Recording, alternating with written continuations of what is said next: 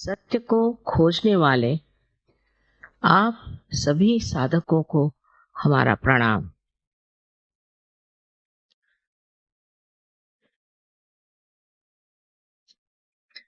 इस कलयुग में मनुष्य जीवन की अनेक समस्याओं के कारण विचलित हो गया और घबरा रहा।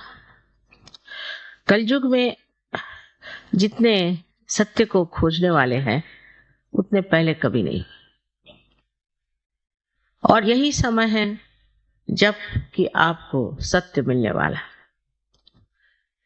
लेकिन ये समझ लेना चाहिए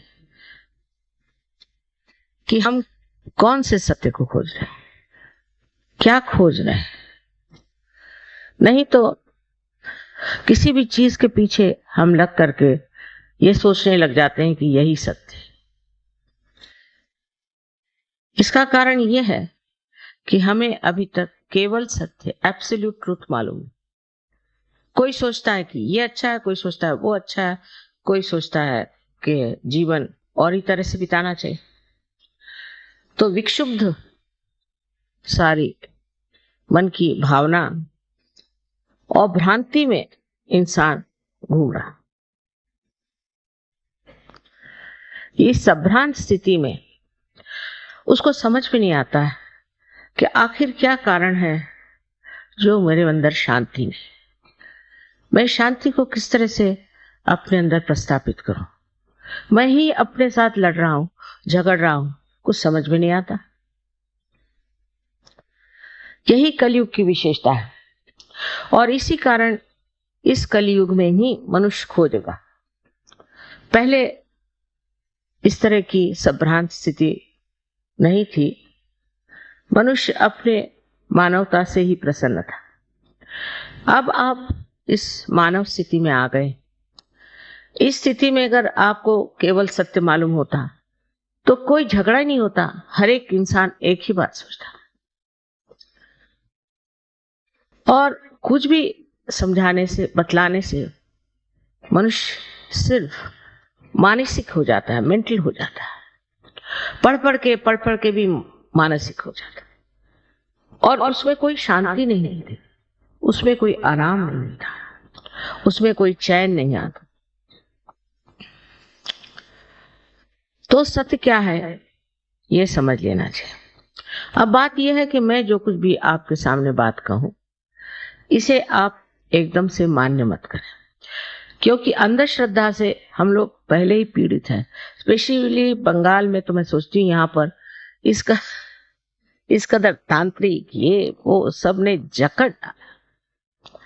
और जब हम देखते हैं कि जो धर्म के नाम पे भी बहुत बोलते हैं और चलते हैं वो भी पीड़ित हैं, वो भी बीमार हैं, उनको भी ये तकलीफ है, वो तकलीफ है, और वो भी आपस में लड़ रहे हैं, झगड़ रहे हैं।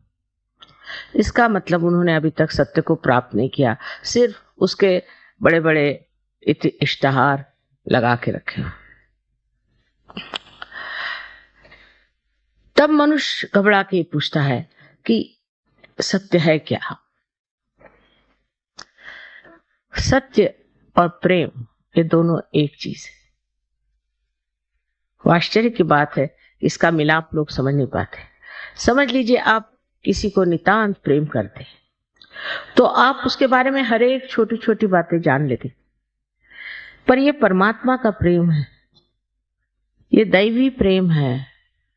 इस प्रेम को सत्य मान लीजिए ऐसा मैं नहीं कहूंगी, पर यह सिद्ध हो सकता है।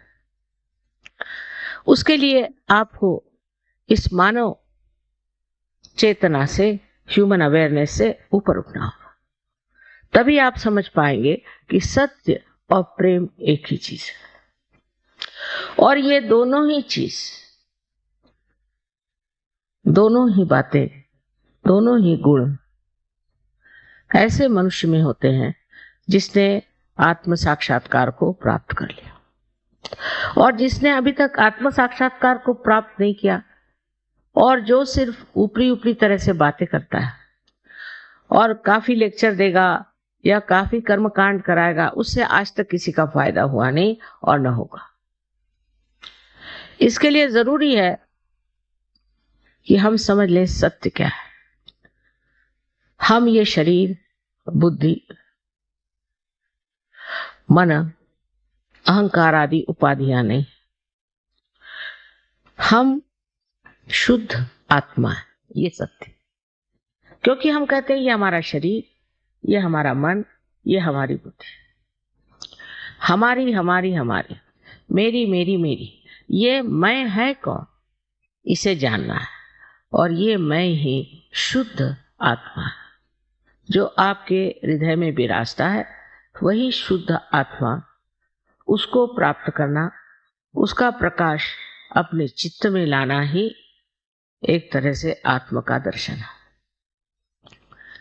और दूसरा सत्य ऐसे है, जैसे आप देखते हैं चारों तरफ ये फूल है, कितने सुंदर फूल, और ये फूल जिस पृथ्वी तत्व से निकले हैं, कितना चमत्कार है कि हर एक तरह का फूल अलग अलग तरीके से आता है और इसके लिए कुछ पैसा नहीं देना पड़ता। माँ का पृथ्वी तत्व जो प्रेममय है वो अपने आप इसको पनपाता है, सुगंधित करता है और रंग बिरंगों से भर देता है। ये एक महान आश्चर्य की बात है कि हम इस बारे में सोचते ही नहीं कि जीवित कार्य कैसे होते हैं। जैसे किसी डॉक्टर से पूछे कि हमारा हार्ट कौन चलाता है, हमारा हृदय कौन स्पंदित करता है, तो डॉक्टर ये कहेगा कि इसकी एक ऑटोनॉमस नर्वस सिस्टम। तो ये ऑटो है कौन? स्वयं चालित संस्था है। तो ये स्वयं कौन है? वो स्वयं ही आपका आत्मा है। इसको प्राप्त कर लेना, उसका प्रकाश अपने अंदर लाना, ये आत्म साक्षात्कार हो। और इस चारों तरफ फैली हुई परमात्मा की प्रेम शक्ति, जिसने ये सुंदर फूल उगाए जो हमारे हृदय को भी चलाते, उससे एकाकारिता करना, ये योग है। यही योग है और इसका जन्म सिद्ध अधिकार आप सब मानव जाति को।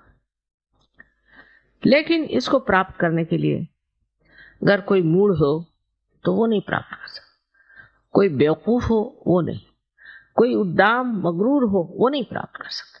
उसके लिए नम्रता चाहिए और मांग चाहिए कि हमें ये चीज चाहिए। हृदय से, प्रेम से अगर मनुष्य अपने को जरा सा भी देखे तो वो अब एक अधूरा है और उसके अंदर अनेक शक्तियां हैं जिसका प्रादुर्भाव, मैनिफेस्टेशन हो सकता है। लेकिन उसके लिए मनुष्य को यह समझना चाहिए कि आप नम्रता पूर्वक इसे अपने हृदय से मांग, क्योंकि जब प्रेम की शक्ति मांगनी है तो प्रेम पूर्वक ही मांगी जाती है। लड़ाई झगड़े से और परेशान करने से ये शक्ति कभी भी प्राप्त नहीं। इस शक्ति के बारे में आपको पहले बता ही चुके हैं वो कि त्रिकोणाकार अस्थि में ये शक्ति कुंडलिनी नाम की है। अब ये कोई नई बात मैं नहीं कह रही हूँ, हमारे शास्त्रों में छठी, समझ लीजिए छठी शताब्दी, जबकि शंकराचार्य है उन्होंने इस पर बात की, लेकिन 13,000 वर्ष मार्कंडेय ने कुंडलिनी की बात की, पर सब संस्कृत भाषा। इसलिए 12वीं शताब्दी में ज्ञानेश्वर जी ने इसकी बात की है, जब उन्होंने ज्ञानेश्वरी लिखी जो कि गीता पर टीका थी। उसमें छठे अध्याय में उन्होंने लिख दिया कि कुंडलिनी शक्ति से आत्म साक्षात्कार घटित होता।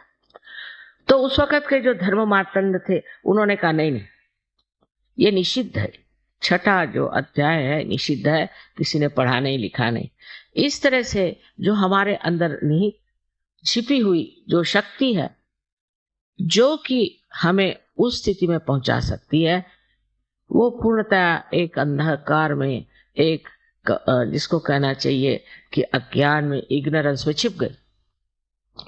फिर हमारे यहाँ एक से एक बुद्धिमान लोग निकले, इंटेलेक्चुअल्स,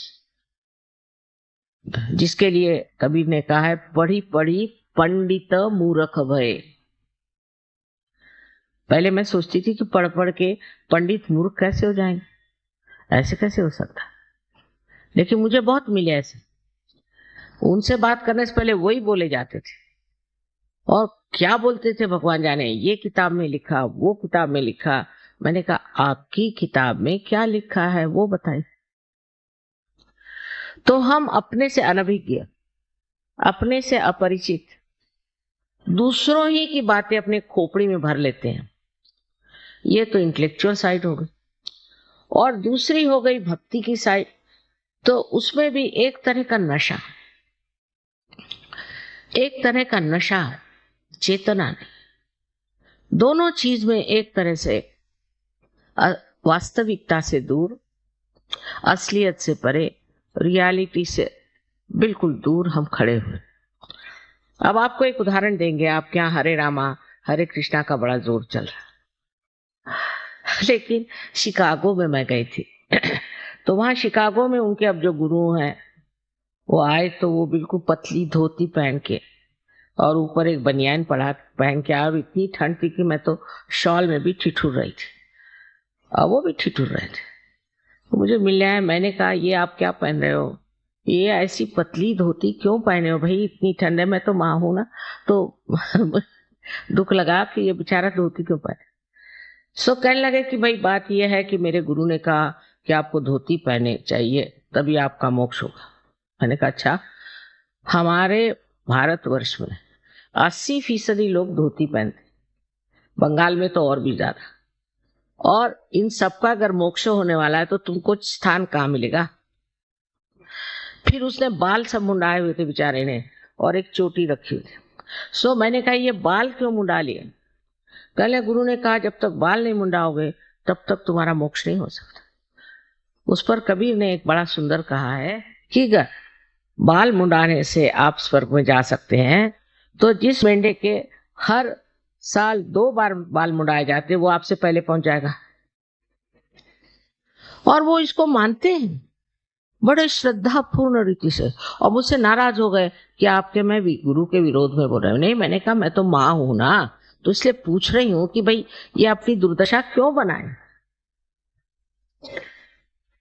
फिर दूसरी बात समझने की है कि उपवास करो, ये नहीं खाओ वो नहीं खाओ, उपवास करो, सर के बल खड़े हो जाओ, ये करो। गले गाय के लिए, मोक्ष प्राप्ति के लिए।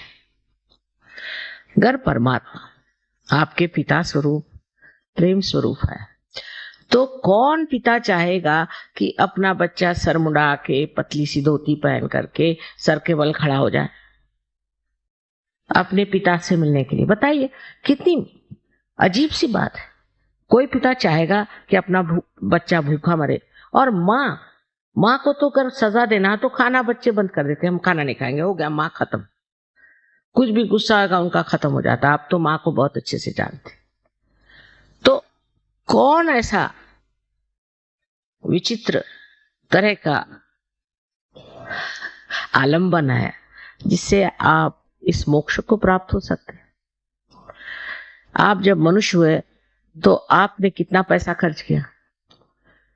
आप कौन से तांत्रिक के पास गए थे कि गुरु के पास गए थे, कुछ किया था? आप मनुष्य तो हो ही गए ना। तो कोई ना कोई ऐसी अंदर शक्ति है जिसे मैं प्रेम की शक्ति कहती हूँ, जिसको कि रिडम्पशन की शक्ति कहते हैं, जिससे मनुष्य का उत्थान होगा, जिससे आज आप मनुष्य स्वरूप होगा। अब अगर ये आपके अंदर शक्ति है, समझ लीजिए, अगर है तो उसका उत्थान क्यों न किया जाए। अब इसके लिए आप पैसा वैसा नहीं दे सकते, इसके लिए आप मुझे नहीं खरीद सकते। कोई अपने माँ को खरीदता है क्या? कम से कम अपने देश में तो कोई नहीं खरीदता, आप परदेश की बात करो। तो इसको पाने की चीज क्या है? ये भी आपकी अपनी व्यक्तिगत अपनी आपकी माँ है, हर एक की। और आपके अंदर जो भी कुछ है, आपका भूतकाल, आपका भविष्यकाल, आपका सब कुछ इसमें टेप रिकॉर्ड के जैसे भरा हुआ। और वो जान, ये आपकी माँ व्यक्तिगत आपकी अपनी अपनी अलग अलग माँ है, वो आपके कुंडलिनी में स्थित है। और इसकी शक्ति को अगर जागृत करना है तो उसके लिए आप क्या पैसा दे सकते हैं? अगर समझ लीजिए इस पृथ्वी में आपको पृथ्वी माँ के उदर में एक अगर बीज आपको बोना है तो वो अपने आप सहज स्पॉन्टेनियसली पनप जाता है। उसके लिए क्या हो, आप सर के बल खड़े हो नहीं तो कुछ भी करो, उससे फायदा होगा? समझ की बात है। जो जीवित कार्य है वो सारा जीवित कार्य सहज होता है। सहज का माने दूसरा और ये कि सह माने आप और ज माने आपके साथ पैदा हुआ, ये योग का अधिकार, इसे आपको प्राप्त कर लेना चाहिए। फिर उससे अनेक लाभ हैं। मुझे पता नहीं योगी जी ने आपसे क्या क्या लाभ बताया, लेकिन एक संसार में आप अगर किसी से प्यार करते हैं तो आप नहीं जानते कि सूक्ष्म में उससे कितने लाभ होते हैं। अगर आप प्यार करते हैं और वो भी आपसे प्यार करता है तो दोनों के आदान प्रदान में एक बड़ी सूक्ष्म सी संवेदना होती है जो बहुत सुखदायी और शांतिमय होती है। पर आजकल ऐसा प्यार तो देखने को नहीं मिलता, ऐसी तो कोई व्याख्या भी नहीं कर सकता, ऐसे कोई सेंटिमेंट्स ही नहीं होते। एक दूसरों को नीचे गिराने में, इसकी उसकी गर्दन काटने में ही हम लोग लगे। प्यार की तो बात छोड़ी, यहां तक कि जो बड़े भक्ति योग फलाना ढिकाना प्रीच करते हैं और बिठाकर लोगों से भक्ति कराते हैं, वो सब लोगों का ध्यान सिर्फ पैसा लेने पर। ये समझ लेना चाहिए, इस पृथ्वी माँ को आपने कितना पैसा दिया है जो ऐसे सुंदर सुंदर फूल आपको दे रही। पहली तो चीज है कि आप प्यार को खरीद नहीं सकते, खरीदा हुआ प्यार नहीं होता।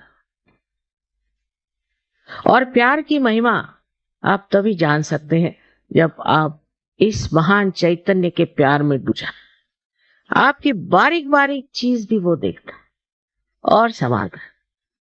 जैसे आज की बात बताएं कि नागपुर में बहुत अच्छे गाने वाले हैं, बजाने वाले हैं, तो मैंने कहा कि न जाने उनको बुला लें तो अच्छा रहेगा यहाँ पर, क्योंकि बंगालियों का गाना तो बंगालियों ने सुना ही है, दूसरा कोई सुनाए तो अच्छा रहे। और देखिए सवेरे पहुंच गए वो अपने आप से। मैंने कहा आप कैसे आए? तो कल दुर्गापुर में हमारा प्रोग्राम है, वहां हमें जाना था तो हम आ गए। आपको सहज में ऐसी बातें होती हैं कि चमत्कार पे चमत्कार हो रहा है। आपको मैं बताऊंगी तो आपको विश्वास है कि चमत्कार जिसको हम कहते हैं वो चमत्कार नहीं है, क्योंकि यह परमात्मा का क्या है, उसमें क्या चमत्कार हो सकता, वही स्वयं चमत्कार है। हमारी दादी जी एक किस्सा सुनाती थी बहुत मजेदार, कि एक इंसान परमात्मा को मिलने चला तो उसको रास्ते में एक आदमी था, वो सर के बल खड़ा था। वो कह रहा था भाई मैं तब से सर के बल खड़ा हूं, मुझे भगवान कब दर्शन देंगे, तो जरा भगवान से जाके कहो कि जरा जल्दी दर्शन दे। तो ये गए, रास्ते में दूसरा एक बिल्कुल पड़ा होता रास्ते के किनारे, तो उसने कहा कि भाई भगवान ने आज मेरे खाने की व्यवस्था नहीं करी, उनसे जरा कह देना मेरे खाने की व्यवस्था रखे। तो पंखा चलो, तो पंखा भी चला दिया। तो इन्होंने कहा कि अच्छा हम कह देंगे भगवान से। तो ये भगवान के पास जब गए तो उनका काम हुआ सो हुआ। उसके बाद भगवान ने पूछा कि भाई और कोई बात है? कल हाँ एक बात है, वहां एक आदमी है बेचारा सर के बल खड़ा है, आपका इंतजार कर रहा है, आप ऐसा क्यों नहीं करते कि थोड़े उस पर मेहरबानी कर दे? कल उससे कहना और थोड़े दिन करते रहो तो अच्छा रहेगा, हो जाएगा। उसके बाद दूसरे आदमी के बारे में कहा कि साहब उसको तो खाना नहीं मिला, ऐसे रास्ते पड़ा, कह रहा था भगवान से कह देना। अरे उनका खाने में ये कैसे हो सकता, एकदम उसका इंतजाम करो। तो ये अचंभे में पड़ गया कि वो तो सर के बल पर खड़ा है तब से, उसकी कोई परवाह नहीं, और ये ऐसी रास्ते पर ऑर्डर दे रहा और इसकी इतनी परवाह करें। अब ये प्रेम की बात। तो उनसे परमात्मा ने कहा अच्छा तुम ऐसा करो, तुम नीचे जा रहे हो ना, तो दोनों से एक ही बात। क्या बात? कि मैं भगवान के यहाँ गया तो एक सुई के टोक में से उन्होंने सुई के छेद में से एक उसमें से ऊँट निकाल दिया, बस इतनी बात करना था। तो ये आए नीचे, तो पहले इनको वो मिला जो कि सर के बल खड़ा था, फिर जरा उनका अच्छा भाई तुम ठीक आ जाओ, कहा कि अच्छा हम आएंगे कभी। भगवान ने कहा तो और क्या देखा तुमने? भगवान, अरे मैंने बड़ा आश्चर्य देखा कि उन्होंने सुई के छेद में से एक ऊंट निकाल दिया। अरे कहने क्या झूठ बोल रहे हैं, भगवान के यहाँ क्या हुआ है, तुम तो मुझसे झूठ बता रहे। अच्छा कहने फिर वो दूसरा आदमी था उसके पास, अरे हाँ खाने का तो इंतजाम हो ही जाता, मैंने सोचा ऐसे ही बता दे। तो और क्या देखा तुमने? तुम बताया कि एक आश्चर्य की बात कि एक सुई के छेद में से उन परमात्मा ने एक ऊंट को निकाला। अब इसमें जो सूक्ष्म बात है वो समझिए। तो वो कहता है इसमें आश्चर्य कौन सा? अरे वो परमात्मा है, वो ऊंट तो क्या दुनिया ही निकाल दे, न जाने विश्व के विश्व निकाल दे, वो परमात्मा है, तुम क्या समझते हो अपने को? ये एक नितांत विश्वास, क्योंकि आत्म साक्षात्कारी आदमी को उसका जो विश्वास होता है वो अंधा विश्वास नहीं होता, वो साक्षात में विश्वास। साक्षात कोई भी चीज अंधे से मान लेना ये मनुष्य के लिए शोभा नहीं देती। आप पहले इसका साक्षात करिए, पहले आप सत्य को जान लीजिए, और सत्य को जानने के बाद आप जानिएगा कि आप कितने महान और गौरवशाली हैं। अभी तो आप अपने बारे में कुछ जानते ही नहीं। जैसे कि किसी छोटे गांव में चले जाइए जहां बिजली नहीं कुछ नहीं, और टेलीविजन ले जाइए और उनसे कहे कि देखो इसमें सब तरह की फिल्म आएंगी, फोटो आएंगे, ये कहला ये डब्बे में, इस डब्बे में, कहला हाँ इसी डब्बे। जब उसका कनेक्शन हो जाता है तो वो है ना, इस डब्बे में इस चीज कैसे है? ऐसे हम भी अपने को एक डिब्बा समझते।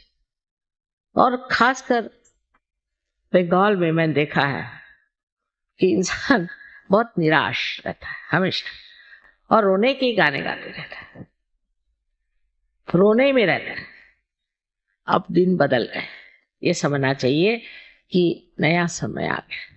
ये बड़ा एक विशेष समय, इसको मैं ब्लॉसम टाइम कहती, बसंत बहार कहती हूँ। लेकिन बहुत से लोग इतने निराश हो गए, इतने निराशा में फंसे हुए हैं कि वो समझ ही नहीं सकते कि इस निराशा के बाद एक बड़ी भारी सुबह होने जा रही जो सारे दुनिया में छा जाएगी, और वो आज का समय। पर वर्तमान को हम नहीं जान रहे, और वर्तमान असलियत है। तो विचार उठे नीचे गए, फिर विचार उठे नीचे गए, उसके बीच में एक जगह जिसे विलंब कहते हैं, पॉज। वो विलंब को हम नहीं पकड़ पाते जहां वर्तमान है। या तो आगे की बात सोचे, पीछे की, जैसे अभी जिनको जाना है वापस सोच रहे होंगे कि अब ट्रैम मिले कि नहीं, बस मिले कि नहीं, ये है नहीं वो नहीं है। या तो पिछली बातें सोचते रहे। और मैं अगर कहूं कि अभी वर्तमान में आप खड़े हो जाइए तो नहीं हो सकता, क्योंकि एक विचार उठा खत्म, दूसरा विचार उठा खत्म, और हम उसके ऊपर में नाचते रहते हैं। लेकिन जब कुंडलिनी जागृत होती है तो ये विचार लंबाकृत हो जाते हैं, ऐसे रिलैक्स हो जाते हैं, लंबाकृत, और उसके बीच में जो जगह बन जाती है और वर्तमान में आप खड़े हो जाते हैं। और जब आपका चित्त वर्तमान में होता है तो आप कुछ नहीं सोचते, निर्विचार, और निर्विचार में आनंद झरने लग जाता है। अब जैसे यहाँ एक बड़ा सुंदर कारपेट है, एक उदाहरण के लिए, तो मैं कहूंगी भाई कितना सुंदर है, अब मैं अगर ये मेरा है तो मेरे लिए सर दर्द हो जाएगा कि भाई खराब ना हो जाए, ये नहीं वो नहीं, इंश्योर करो, सब जो होते हैं प्रॉब्लम्स कोई चीज पाने की। और मेरा नहीं दूसरे का है तो मैं ये सोचूंगी कितने का मिला, कहाँ मिला, कब पाएंगे ये। लेकिन अगर हम निर्विचार इसे देखें तो इसको बनाने में जिस कलाकार ने अपना आनंद बूंद दिया है, वही आनंद सर से लेकर नीचे तक ठंडा ठंडा बहना शुरू हो जाए, और उस आनंद में आप स्नात हो जाए। जब आप निर्विचार हो जाते हैं तब आप अपने शांति में खड़े हो जाते हैं। शांति, ये कहने की बातें हैं कि शांति के बड़े बड़े इन लोगों ने ऑर्गेनाइजेशंस बनाए, शांति में अवार्ड्स दिए, ये वो। मैंने तो बहुत से लोगों को देखा है जिनको बड़े शांति अवार्ड्स मिले, इतने गर्म होते हैं, इतनी गर्म तबीयत कि उनसे अगर मिलना हो तो एक लकड़ी जाके लेके जाइए सामने, और नहीं तो लेके 2-4 झापड़ी मार देगा। कोई आप उनसे बात ही नहीं कर, इतने गुस्से ले लो, उनमें कोई प्रेम की झलक भी नहीं, वो क्या शांति दें।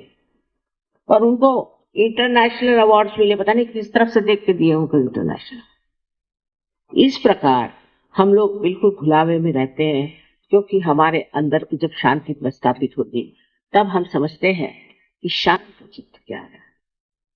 जैसे कि आप पानी में खड़े हैं तो आप परेशान हैं उसकी लहरों से, क्योंकि लहरें आकर के आपको डरा रही कि कहीं डूब न जाए। पर अगर आप किसी नाव में चले जाए तो आप लहरें देख रहे हैं, मजा आ रहा है, आपको घबराहट नहीं। पर अगर आप तैरना जानते हैं तो आप कूदते हैं नीचे में और जो डूब रहे हैं उनको बचा सकते हैं। इसी प्रकार सहयोग में आपकी प्रगति की, पहले आप निर्विचार समाधि में उतरते हैं, फिर आप निर्विकल्प समाधि में। कभी कभी ये किसी किसी को दोनों एक साथ मिल जाते, ये बड़ी आश्चर्य की बात। दोनों चीज एक साथ व्यतीत होती है और इसमें इंसान जो है उस शांति को भी प्राप्त करता है और उन शक्तियों को भी प्राप्त करता है जो उसके अंदर नहीं होती। पर उसका कोई वो ये नहीं कि उसके लिए बाल मुंडा ले या उसके लिए भगवा वस्त्र पहने, कुछ नहीं। ये सारे भाव अंदर। आपको तो राजा जनक की कहानी मालूम है, मुझे नहीं बताना चाहिए। पर जैसे अब मैं गृहस्थ हूँ, मेरे पति ऐसे ऐसे हैं, चलो उन्होंने कहा तो कपड़े पहन लिए अच्छे, कहा तो जेवर पहन लिए। जब किसी चीज को पकड़ा ही नहीं तो छोड़ेंगे क्या? अगर आपने पकड़ के रखा है तो आप छोड़ सकते हो, पर अगर पकड़ा ही नहीं तो छोड़ो क्या? इस तरह की स्थिति जो है संन्यास्त अंदर से होती, बाह्य से दिखाने की स्थिति नहीं होती। बाहर से तो कपड़े सन्यासी के पहले अंदर धंधे चोरों के, इसका फायदा क्या? तो ये जो ढोंग है ये सब खत्म हो जाता है, क्योंकि मानव अपनी इज्जत करने लगता है, अपना मान उसको होता है, उसके अंदर एक तरह की चमक आ जाती है कि मैं क्यों, मुझको क्या करना। और ये आत्म साक्षात्कारी लोग ही दुनिया में बड़ा बड़ा नाम कर गए। जैसे अपने तिलक साहब, तिलक आत्म साक्षात्कारी थे, इसमें कोई शक है। इब्राहिम लिंकन थे, वो आत्म साक्षात्कारी थे। शास्त्री जी थे, वो आत्म साक्षात्कारी। हमें तो हम कहते हैं कि जो लोग आत्म साक्षात्कारी नहीं, वो कभी भी सत्य पे टिक ही नहीं सकते। आप कोई भी ऑर्गेनाइजेशन ले लीजिए, बस झगड़े शुरू आपस में। क्यों? क्योंकि असत्य पे खड़े हो, इसीलिए सब डामाडोल हो रहा है। तो पहले आपको प्राप्त करना चाहिए कि अपनी अंदर की शांति। इस शांति को प्रस्थापित किए बगैर आप कोई भी विश्व में शांति नहीं कर सकते। अब ये कहना कि जिसको जाना है अभी चले जा, जिस वक्त में हम जागृति का कार्य करेंगे तब उठ के जाने की कोई जरूरत है। दोनों हाथ हमारी तरफ करें।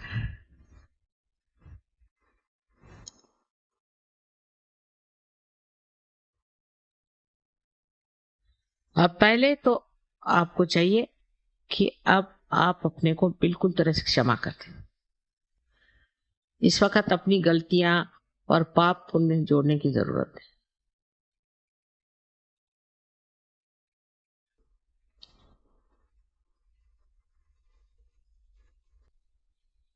और अब आंख बंद कर ले, चश्मा निकाले।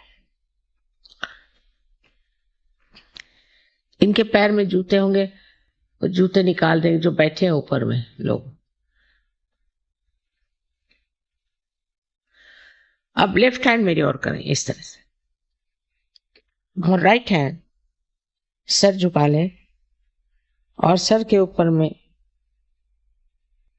आप अपना राइट हैंड, यहां पर जो तालू है इसे ब्रह्मरंध्र भी कहते हैं, कि जो ब्रह्म में एकाकारिता करता है, ऐसा छेद ब्रह्मरंध्र। अब इस पे राइट हैंड रखें दूर ऐसे, और अब देखें कि आपके ब्रह्मरंध्र में से ठंडी या गरम, ठंडी या गरम कोई हवा जैसी चैतन्य की लहरियां आ रही क्या, जिसको कि आदि शंकराचार्य ने सौंदर्य लहरी कहा था।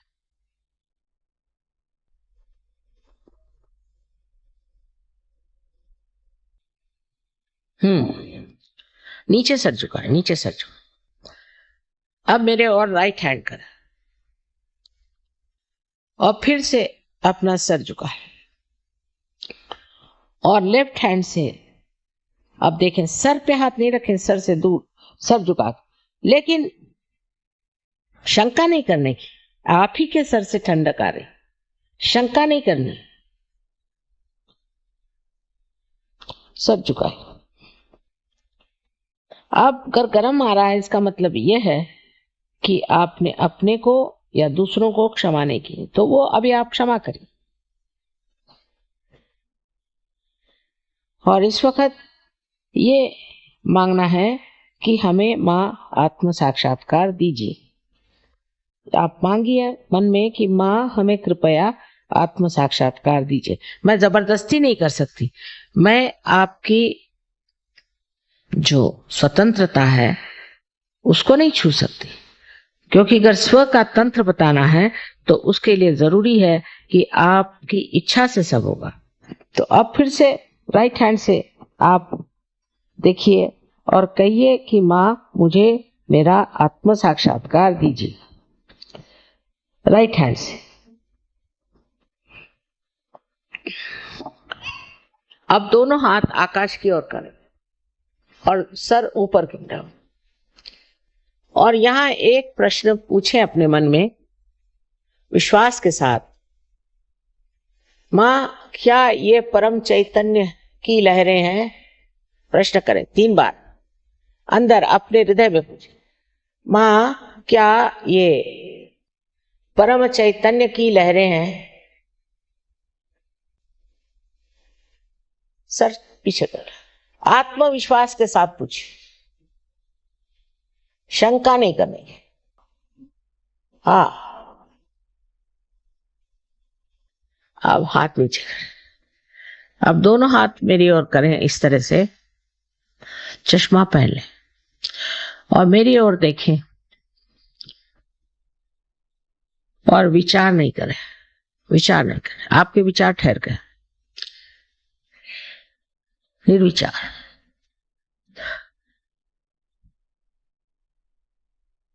यही निर्विचार समाधि। अब जिन लोगों के हाथ में या उंगलियों में या ब्रह्मरंध्र से ठंडी या गर्म हवा आई हो, वो दोनों हाथ ऊपर करें।